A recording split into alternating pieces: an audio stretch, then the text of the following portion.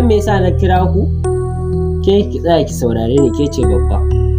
In kun tafi makaranta kai ki sake ka sake wata ta kirawo ka ta ce za ta baka alewa, kai dama kai ne mai zaki ko? To ke kuma kai ki sake.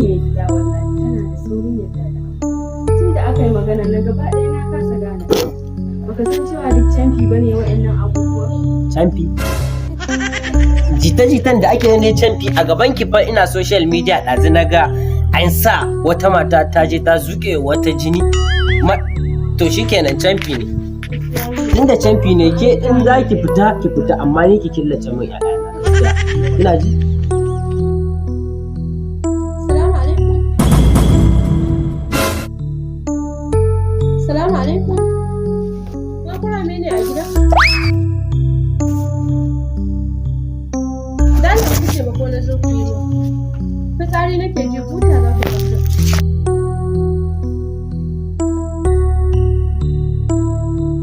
Buta za ku tsafin da Allah.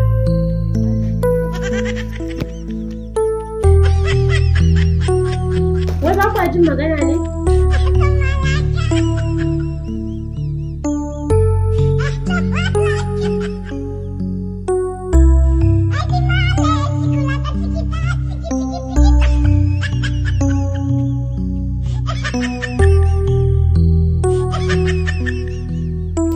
Kin dai gani gashi nan dai da idan kin Taimako ba take nema.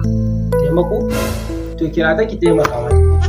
Ki kira ta ki taimaka mata. Wato dama duk maganganun da nake yi dama na ga alamun ke ta bayan kunnen ki suke tafiya.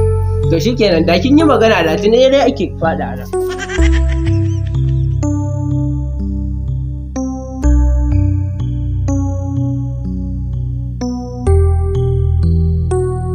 To yau kuma abin a gidana. Ta aiko dole na je na samu Ahmad na faɗa masa.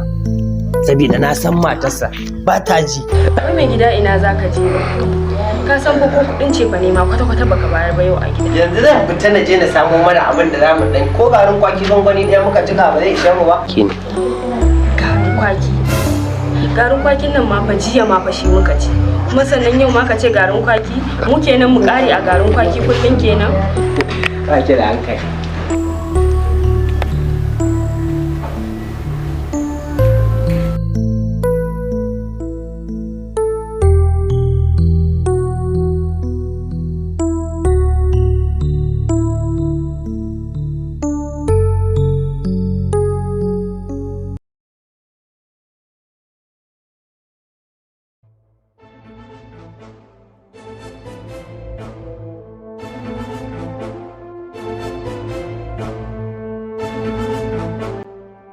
Mai gidan nan ya fita ko? Eh wallahi ya fita.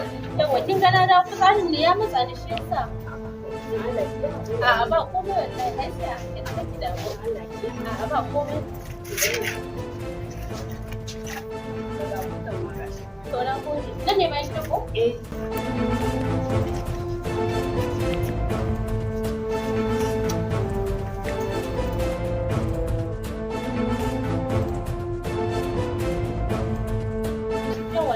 Ko?